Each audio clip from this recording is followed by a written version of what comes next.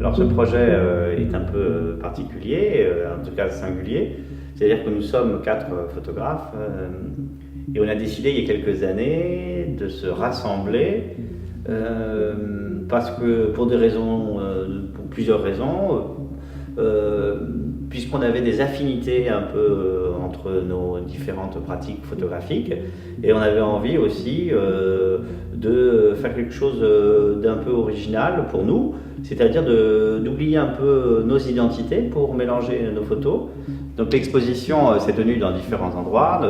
Elle a commencé au Château d'Eau à Toulouse, ensuite elle a poursuivi sa route à La Roche-sur-Yon, au musée des Beaux-Arts.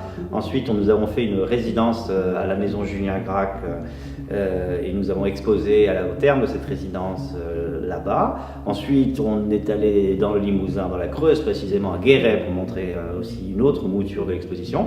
Et elle se termine à Lannion, à l'Imagerie. Donc l'idée, c'était de rassembler des images et d'essayer de faire dialoguer les photos des 4 photographes que nous sommes, c'est-à-dire Anne-Lise Broyer, Nicolas Comment, Marie Morel de Maillet et moi-même, je suis Amaury Dacuna. Et l'idée, donc, c'était d'essayer de sortir les photos de leur contexte, parce que ces photos n'ont pas été faites pour l'occasion.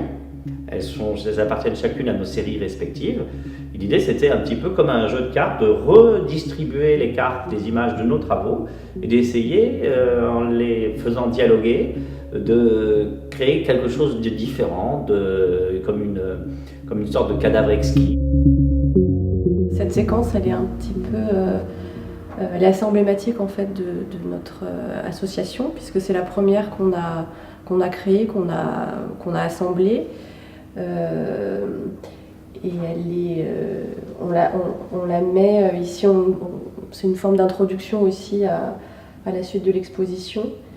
Et donc là, on est tous les 4 représentés, ce qui n'est pas toujours le cas dans la suite de l'exposition, où comme on a décidé d'annuler notre rôle d'auteur et que ce soit les images qui prennent le dessus, il y a certaines compositions où il y aura seulement 2 photographes ou d'autres 3. Donc là, on a quand même tenu à ce qu'à un moment donné, on soit tous ensemble. Et là aussi, au niveau des formats, on s'est aligné et en plus, elles sont alignées ici, les images. Donc là, je dévoile les identités des auteurs exceptionnellement. Donc la première image, c'est une image d'Anne-Lise Broyer, la deuxième, c'est moi-même, Marie Morel de Maillet, Amaury Dacuna, et la dernière, Nicolas Comment. Donc là, déjà, en termes d'espace-temps, on est dans des choses complètement différentes. C'est une image qui a été prise à Madrid, ici au Pays Basque, ici à Senlis, et ici Saint-Jean-Cap-Ferrat, voilà. Donc, et aussi au niveau temporel, on est, là je crois qu'on est peut-être plus de 10 ans en arrière, là on est 2 ans en arrière, là je ne sais plus, 5-6 ans, là peut-être 2-3 ans. Donc là on essaye de recréer aussi un espace, peut-être plus un espace mental. On a peut-être recherché à créer un espace mental dans l'association de ces images. Et qui donnerait aussi peut-être le ton au reste des associations qui vont venir. Donc ça a été assez long à choisir, ces 4 images, et celles-ci sont immuables, elles reviennent à chaque exposition, alors que dans les autres lieux dans lesquels on a exposé, à chaque fois les séries qu'on avait créées ont été éclatées selon l'architecture, les espaces, et celle-ci, voilà, elle reste toujours la même.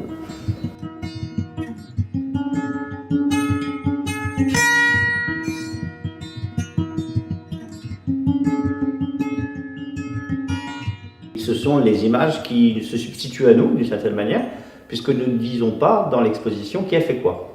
C'est aussi un jeu de piste, peut-être pour le spectateur curieux, mais c'est surtout l'idée que ce sont les photographies qui sont... C'est l'identité des images qui nous intéresse plus que notre propre identité. Et l'identité des images, elle est d'une certaine manière multiple.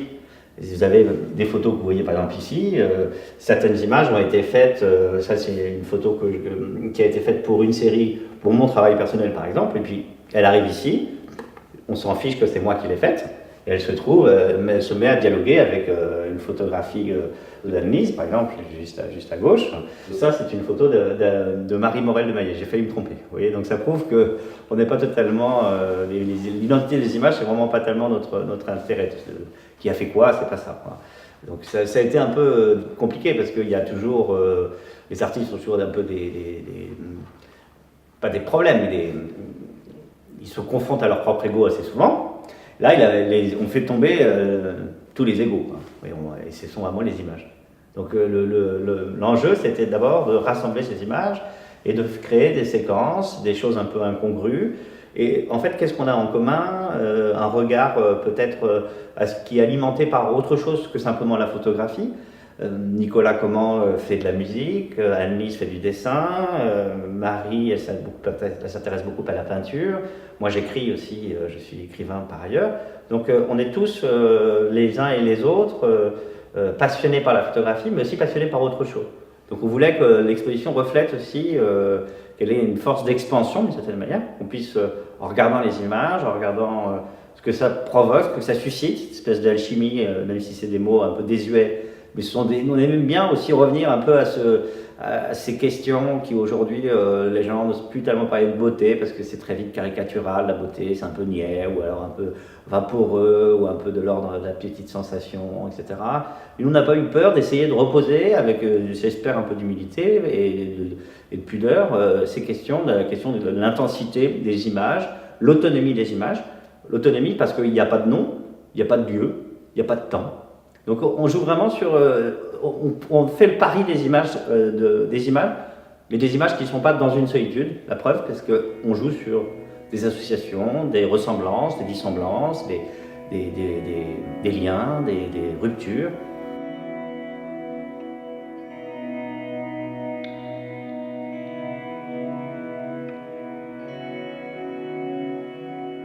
J'appelle ces dessins, enfin cette pratique de dessin, une sorte de...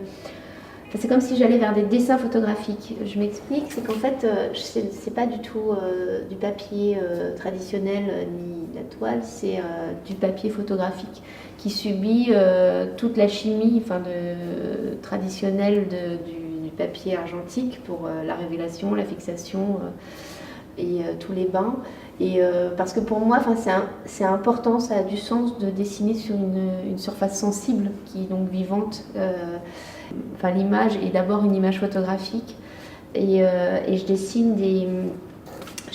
le négatif vraiment de la photographie que j'ai prise au préalable et dans l'idée que un peu par le truchement du regard, par le déplacement et la brillance de la mine graphite, on soit comme dans un objet qui soit proche d'une plaque daguerréotype avec des reflets où on a à la fois le positif, le négatif de l'image et donc du coup tout un mystère et c'est pour ça que ce mélange, ce mariage de matité du papier et de brillance de la mine et puis cette technique graphique qui est très proche du grain d'argent. C'est des milliers d'informations comme sur un négatif en fait. Il y a presque autant de grains d'argent que de coups de crayon. Et donc c'est un temps aussi de fabrication très très long. Parce que je fais monter l'image, par exemple ce noir-là, je ne l'obtiens pas en prenant un 8B ou un 9B tout de suite. C'est que je fais monter le gris. Il y a une première couche en 6H et je fais monter. Un peu comme les temps de pause pour moi en photographie, c'est-à-dire que j'ai des temps de pause très longs pour avoir toute ma gamme de gris. Donc cette pratique du dessin, pour moi, c'est une manière aussi de réinterroger la photographie. On parlait, les toutes premières images photographique, on parlait de dessin photogénique. C'était Talbot, on dit comme ça, hein. Talbot qui parlait de ça. Et en plus, c'est de créer, parce que je les mélange vraiment avec des tirages, et de créer un trouble.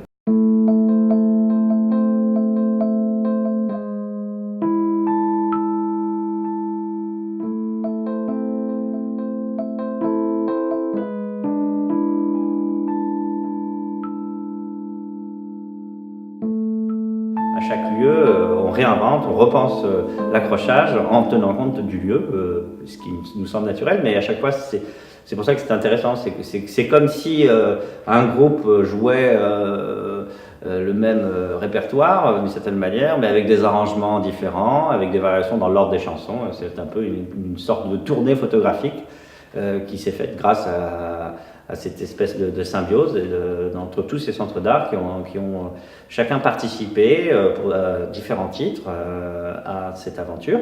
Et il faut aussi le dire, la trace qui restera de tout ça, c'est aussi un livre qui a été publié par les éditions Filigrane, qui a le titre de l'exposition, Being Beauteous, qui a été publié en novembre 2015. Et dans le livre, ce n'est pas non plus un catalogue de l'exposition, pareil, c'est aussi un nouvel espace dans lequel nous sommes amusés à combiner les images, en faisant intervenir aussi des écrivains comme Yannick Enel ou Hélène Gianecchini, pour avoir aussi, comme le livre est un support très important dans les travaux de chacun, ça nous semblait absolument nécessaire que ça puisse exister sous cette forme-là. C'est vrai que cette aventure de communauté d'images, dans un geste d'exposition, on a eu envie de l'expérimenter aussi dans l'espace du livre, hein, parce que nous sommes tous les quatre très très attentifs et même on considère presque que l'espace du livre est la destination idéale pour nos photographies. Donc au-delà d'un catalogue, c'est vraiment une sorte de livre d'artiste du coup à 8 mains. Et même au-delà, puisque nous avons invité des écrivains, des auteurs pour avoir un regard critique ou ramener aussi la fiction, une confrontation littéraire directe face à nos images. Et jusqu'à ce que... Et on a été donc tous enfin pour certains, on a été en résidence ensemble à la maison Julien Gracq avec Hélène Gianecchini et Yannick Enel. Et c'est vrai que cette pratique de mélange de photographie a été contagieuse, y compris dans la pratique littéraire de ces deux auteurs, puisqu'ils ont co-signé un texte où on ne sait plus qui a écrit quoi. Et on a été très heureux de